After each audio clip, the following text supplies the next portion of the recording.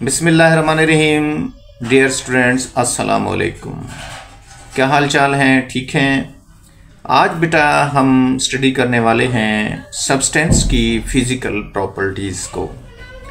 हमने देखना है कि कुछ सब्सटेंस और उनके फ़िज़िकल प्रॉपर्टीज़ को हम किस तरह से रिकॉग्नाइज कर सकते हैं, किस तरह से उनकी पहचान कर सकते हैं। अब देखिए, यहाँ मेरे पास जो है एक स्पून है और ये हमारे पास नाइफ़ है, ये पेंसिल है और ये एक लकड़ी है, हम इसे काना भी कहते हैं। और यहाँ पर एक जो है उसमें डिश में जो है ना, मैंने चीनी मेरे पास रखी हुई है और इसके अंदर वाटर है।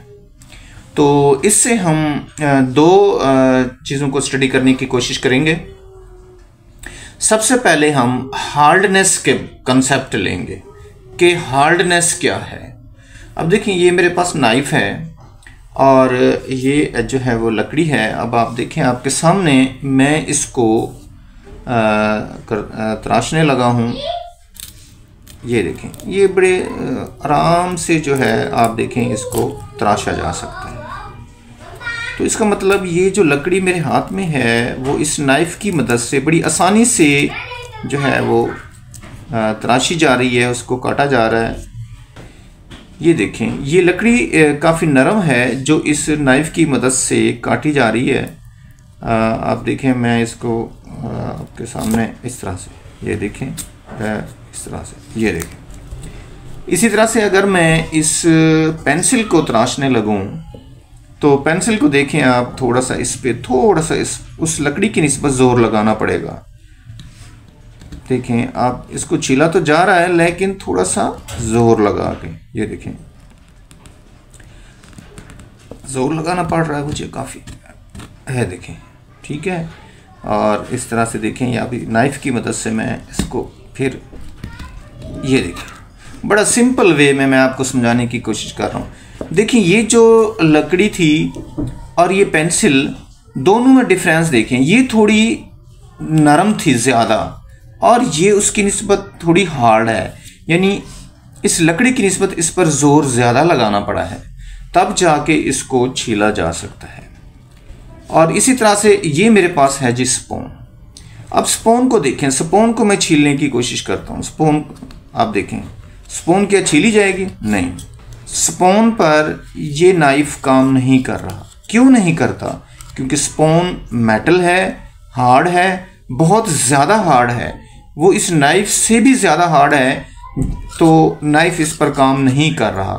जबकि लकड़ी पर और पेंसिल पर उसने आसानी से काम किया। तो इसका मतलब है हमारे पास जो तीन चीज़ें रखी हुई हैं उनमें सबसे ज़्यादा सॉफ्ट जो है लकड़ी है, उससे ज़्यादा थोड़ा हार्ड जो है वो ये पेंसिल है, क्योंकि इस पे थोड़ा सा ज़ोर लगाना पड़ा है इसको छीलने के लिए। जबकि ये जो स्पून है इसको छीला नहीं जा सकता, ये हार्ड है।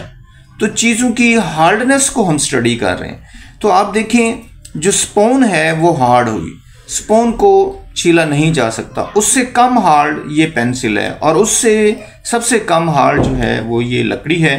तो इस तरह से हम हार्डनेस का जो कंसेप्ट है वो क्लियर कर सकते हैं कि कौन सी चीज़ हार्ड है और कौन सी चीज़ सॉफ्ट है।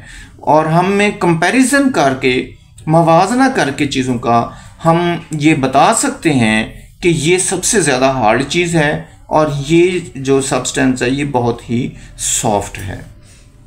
हाँ जी, एक और फिज़िकल प्रॉपर्टी हम सॉल्युबिलिटी को देखना चाह रहे हैं। सॉल्युबिलिटी के लिए हमारे पास यहाँ शुगर है, हमारे पास वाटर है और स्पून है। तो हम सॉल्युबिलिटी को स्टडी करना चाह रहे हैं। हम क्या करते हैं, हम थोड़ी सी शुगर लेते हैं स्पून की मदद से और उसको वाटर के अंदर डाल देते हैं।